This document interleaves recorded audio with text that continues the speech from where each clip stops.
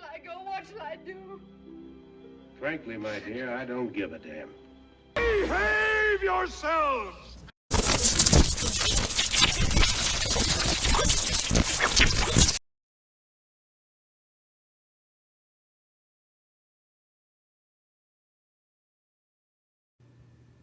Hello, YouTubers out there. This is Jerry Saravia, the movie. So today we're talking about The Exorcist Believer, a sequel that was released last October, 2023, directed by David Gordon Green, who of course was responsible for the newer Halloween trilogy, in addition to films like The Pineapple Express and so on. So, two more movies were going to be planned in this. This was going to be a trilogy. I don't know why you have to do a trilogy and not just make another sequel, but this is how things are today. I've seen all the Exorcist films, and I've seen this one, and it's just a snoozer.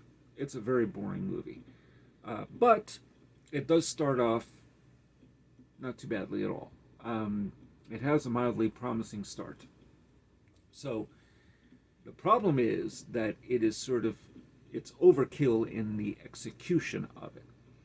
So the film begins in Haiti, and there's a pregnant woman, and she is inside of this hotel, and there's an earthquake. Leslie Odom Jr. plays her husband, who's a photographer, and the earthquake is pretty bad. So now he's at the hospital. This is the opening of the movie. And he has to make the decision in the hospital, whether to save his wife or to save his unborn daughter. So he chooses the daughter, and the wife passes on. So 13 years later, here we are suddenly in the state of Georgia. Now, the problem is that the film occasionally repeats some of the same visual motifs of the original Exorcist. And it's not very subtle, but for those of you who have not seen The Exorcist as often as I have and studied it and even analyzed it, which I did back when there was a re-release of the film, the original back in 2000, you'll recognize when somebody's really just cribbing some shots from the original. So there's an earthquake, it's Haiti. Okay, so we're not in Iraq with Father Merrin, like in the original, but we're still in another country. And the film actually, the movie begins with a shot of two dogs who are kind of fighting each other. And in the original Exorcist, we saw that. It wasn't the first shot, but we saw it. But it was in the overall mood and tone and the presence of evil already taking place when Father Merrin approaches the Pazuzu statue and then hears these dogs sort of violently attacking each other. Now, after the Haiti piece, then we flash forward to Georgia. Now, the camera is almost like an overhead shot of Georgia as it's approaching, whereas in the original Exorcist, it was sort of what seemed like a zoom in to Georgetown. Now, then there's the turning of a light, of a lamp, and it's done in extreme close-up, and it's a very similar shot to exactly what Ellen Burstyn did in the original film as Chris McNeil, the mother of Reagan McNeil.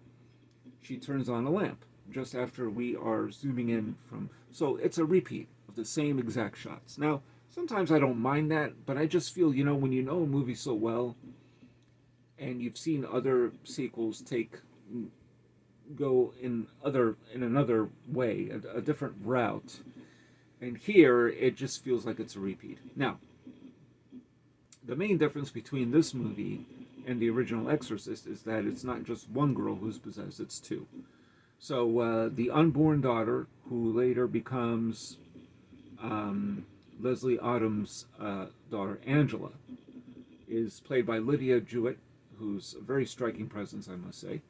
And so we see her, and she seems like a lively enough girl. And then the other girl, who's her best friend, coming from a religious family, Catherine, played by Olivia O'Neill, who resembles Linda Blair, as I originally had mentioned over a couple years ago when I talked about the trailer, or teaser, or whatever. maybe a year ago. But anyway, so the two girls, they get together, they're in school, and they decide to walk through the woods. And the idea is Angela wants to perform a seance to reconnect with her dead mother. And they come back. These two girls are found actually in a farm that's 30 miles away. And the father's trying to figure out what's going on. And of course, Catherine's family's trying to figure out what's going on. They think they've only been gone for a few hours. They were gone for 3 days. So now both girls are slowly but surely possessed by demons. There's one scene early on where Leslie Odom Jr. has I believe it's a shawl that belonged to his wife. And the girl, Angela, wants it. And there's a scene where I think he's looking for her at first. He sees a bathtub that's full of dirty water, and he's looking for her. And in the background, she appears, and I don't know how they did it, but it totally scared the crap out of me. I will say that. I knew something was going to happen, but I didn't know when. And there was something about it. You see her holding a shawl, but you don't see her whole body. It is scary. But then that's really it. The rest of this movie is carelessly done, I think, in many ways, because it just repeats what we've seen. The problem is that it's not even enough to do an Exorcist movie today. You have to make it something special. Maybe it shouldn't be about an exorcism. I mean, how often do you really want to see that? There have been so many movies outside of the Exorcist pictures about exorcisms and demonic possession that it is very much a cliche now. It's kind of like a bad vaudeville routine. The two girls are, towards the end of the movie, they're strapped to these chairs that are hammered down with nails, and they start speaking in that, Mercedes McCambridge deep vocal bass, and you're watching it and you say to yourself, what is the new angle here? And first of all, why doesn't it have to have an exorcism? What for? The Exorcist 3 was originally called Legion. That's more than 33 years ago now, based on a book called Legion by the late author William Peter Blatty. And that book doesn't have an exorcism. They decided to have an exorcism because I guess they felt that the audience wanted to see an exorcism, which it didn't need. And if it dealt with just demonic possession, it could have been called Legion, the Exorcism Saga, or the Exorcist Saga, or part of the Exorcist Saga, or whatever, at least to sell it. But the book was actually a bestseller, so I think that people would have been more curious had it been called just Legion, and it came out earlier than 1990, which at that point, everybody was sort of laughing at the whole idea of demonic possession. Anyway, in fact, Linda Blair appeared in a comedy called Repossessed, and that was poking fun at it. So, if you're going to do something serious, it should have been done earlier. This movie has it's completely pointless. And also, it's shot in such a way that I was actually surprised by David Gordon Green. It looks too digital, too clean. And I know, obviously, they shoot with digital cameras nowadays, but everything just looks, there's nothing special about the image. It's sort of there. The best parts are usually the interiors during the day and the woods. But there have been movies that have been far more evocative and shown so much more imagination than what we see here. So now, Ellen Burstyn does appear in a 10-minute cameo as a silver-haired Chris McNeil, and she shows a lot of authority and steely determination, everything that all the other characters in this movie lack. The two girls are not bad, by the way, the two young girls. Olivia O'Neill just resembles Linda Blair. Once she has the makeup on, she looks like Linda Blair. Has a cross that's been cut in her forehead, and then she, approaches the church. She looks dirty and bloodied, and the body and the blood, It's just, it wasn't particularly interesting or scary, or nothing about it that really, I felt, really stood out. They needed a rewrite, and also there is a shockingly vile and very violent act done to Chris McNeil's character that I just felt, what is the point of doing that? Now, there is a surprise cameo, I'm not going to say who, by the very end. Probably just by the mere fact that I said that, now you know who probably shows up, and I'll leave it at that. But I just thought, why didn't they make a movie about these two characters, Chris McNeil and that surprise cameo? Why didn't they do that? Make a movie about them now and their lives.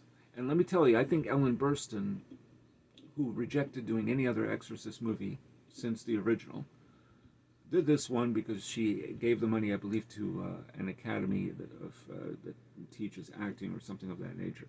So she put it to good use. But if she would have liked if they wrote something that felt deep and honest and thoughtful with regards to her character especially. The other thing was Leslie Odom Jr., who, one of his other credits is he had a musical role in Hamilton. And he is just, he looks bored and indifferent through the whole movie. He's the father. I mean, you don't ever sense the emotional stakes and what it does to a person to know that your own girl has been possessed by a demon.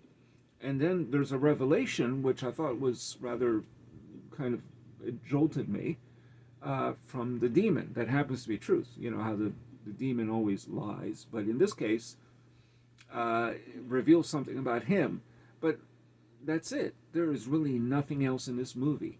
There's not enough setup in terms of his relationship with his daughter.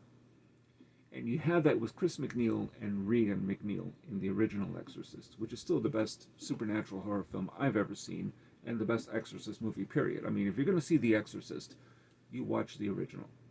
And then, written by from William Peter Blatty's pen, Exorcist 3, which is really quite good. But this is preconceived swill. This movie doesn't register with any singularly true or honest emotion whatsoever. It is so preconceived, it is too easy to digest, and just as easy to forget. So this movie ended up being worse than I had thought. I wouldn't say it's a very bad film, but it's just terrible. It's just not good. It's not scary, it's not frightening, it's not interesting, and it's boring. That's the worst sin you can commit. This one and Paul Schrader's Dominion, prequel to The Exorcist, both boring movies. And Exorcist the beginning, which is just laughable, really. Not even so much that it was boring. So this movie, let me just put it this way. The power of Christ will compel you to sleep through it. That's the best way I could put it. So what do the rest of you think? Have you seen The Exorcist Believer? Other Exorcist movies? How does this rank for you? For me personally, I would say the first one and the third Exorcist are the best. The rest, you can have them. They're yours. They're just not worthwhile at all. And I think I've had my fill of this stuff. I don't, apparently they are going in a very different direction now. They're going to do another movie. And I think it's Mike Flanagan that will get involved, and it's going to be different, it's going to be this, and then that word that I hate, we're going to reboot it. Oh, please, go away, no more.